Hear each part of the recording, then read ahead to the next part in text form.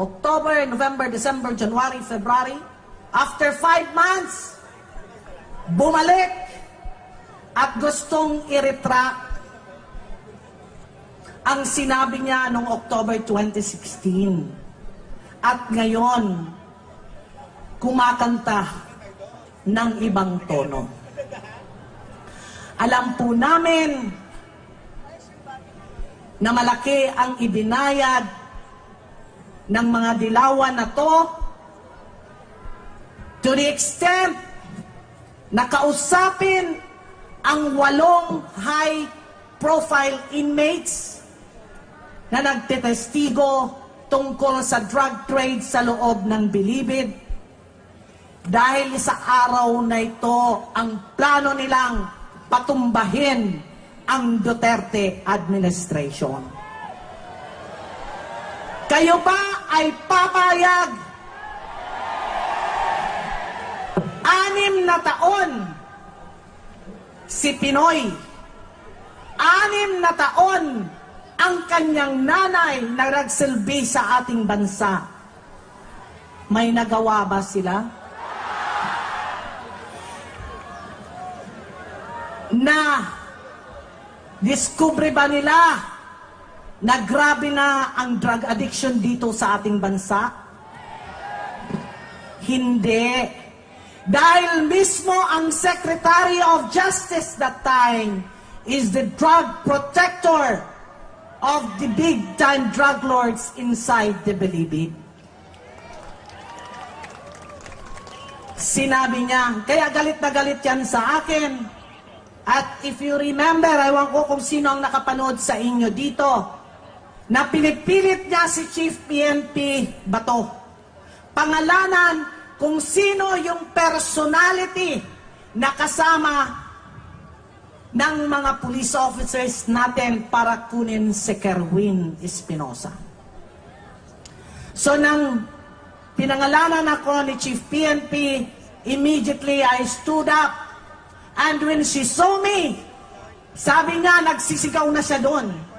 Lumabas ng pagka-bipolar niya.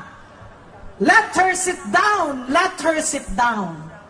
Ang ginawa ko po, kinawayan ko siya, at nagsabi ako ng be.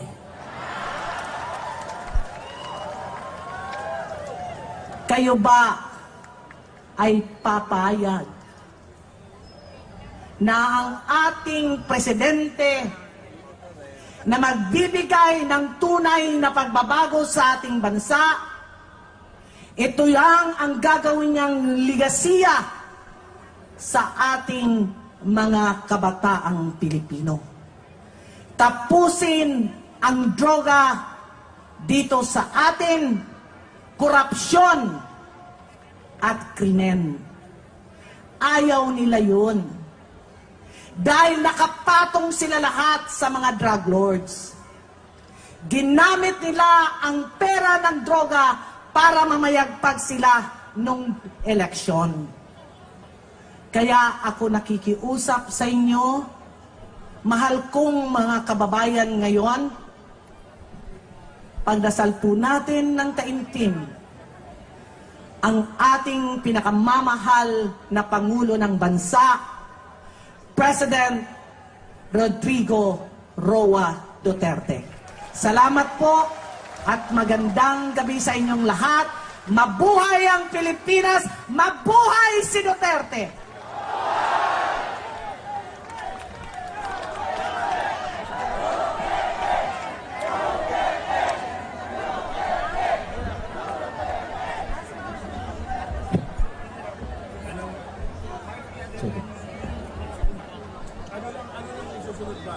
Ang program?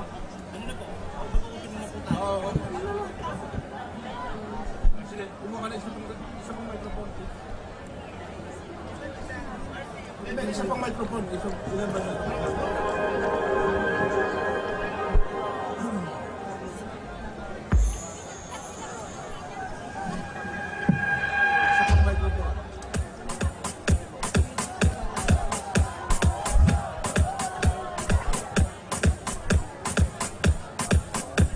Okay, magandang gabi po sa inyong lahat ulit. Magandang gabi po sa ating lahat.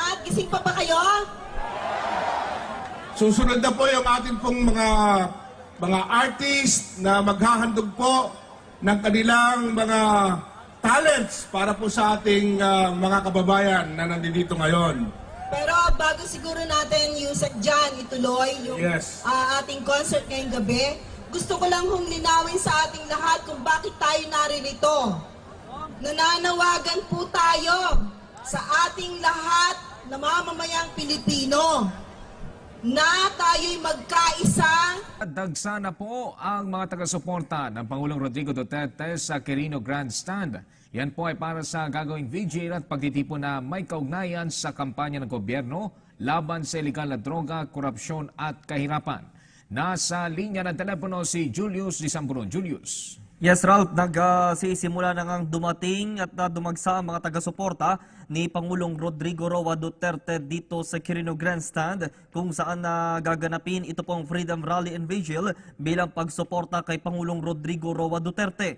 Isa-isa na ngang dumadating ang mga supporters dito sa ng Pangulo dito sa area. Inaasahang magsisimula ang programa ngayong alas 5 ng hapon.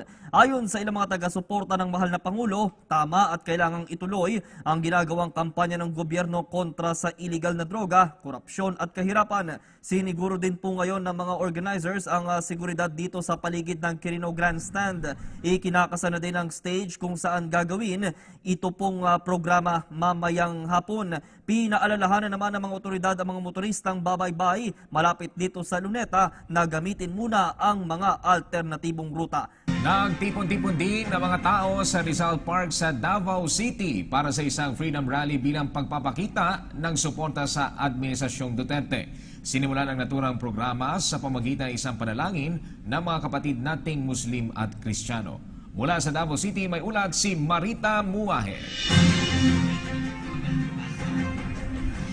Maayong gabi sa inyo dyan, Ralph and Rocky. Eksaktong alas 3 nga ng hapon ay nagsimula ang Freedom Rally against crime, corruption and drugs dito sa Rizal Park, Davao City. Kung mapapansin niyo, karamihan ng mga taong nandito ngayon ay nakasuot ng kulay asul at kulay pula dahil ito ang kulay ng okasyon.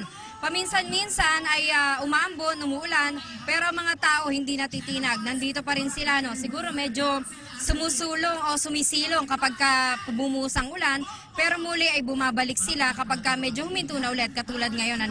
At bantay sarado ang event na ito ng ating mga kapulisan.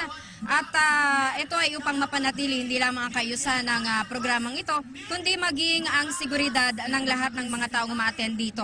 So ngayong gabing ito ay makakasama natin si Police Chief Senior Inspector Catherine De La Rey, spokesperson po ng Davao City Police Office. Magandang gabi sa inyo, ma'am. Magandang gabi po, ma'am. Ma'am, ilan po yung estimate niyo ng mga taong dumating dito ngayon? Ang estimated po natin is yung 5,000 ang tao nandito sa Rizal Park at marami pa pong dumadating. So hanggang mamayang gabi to, na-expect natin na dadami pa to ng dadami hanggang bago matapos. Opo, ma'am. In-expect po natin na marami pa po kasi hanggang 12 midnight po ang programa sa Freedom Rally dito sa Rizal Park sa Davao. So far, ma'am, kumusta yung security? So far naman po, peaceful naman po and orderly ang nagaganap na Freedom Rally. Wala po tayong naitala na any untoward incident. And then naka-standby po ang kapulisan, ang Task Force Davao, and yung mga civilian volunteers task force para to make sure po na magiging secure ang ginaganap na Freedom Rally. Ilang mga pulis po ang nakadeploy ngayon? Ang sa hanay po ng kapulisan, meron po tayong 350, around 1,000 na mga volunteers, and more or less 300 din po sa Task Force Davao. Salamat po, Inspector. So bukod dun sa mga nabanggit ni Chief Inspector De La Rey, ang lugar ay mapapansin din na marami may mga fire truck na nagkalat, may mga 911 ambulances na mga nandito sa paligid, bukod pa dun sa ilang mga civic organizations na nandito upang tumulong sa pagbibigay ng security at ng peace and order dito po sa lugar. Kanina ay nabanggit nga natin, bumuhos yung ulan pero nagbabalikan at sabi nga ni Inspector De La Rey, inaasahang hanggang bago matapos, hanggang bago mag-alas 12 ng hating gabi, ay patuloy na magdadagsaan pa rin yung mga tao dito sa parkong ito. Bukod sa mga taga rito sa Davao, nakisa rin sa okasyong ito ang mga kababayan natin mula sa Region 12, 13, pati na rin ang mga taga Bukidnon na bumiyahe pa para lamang maka-attend dito at maipakita ang kanilang suporta sa ating mahal na Pangulo sa kanyang mga programa.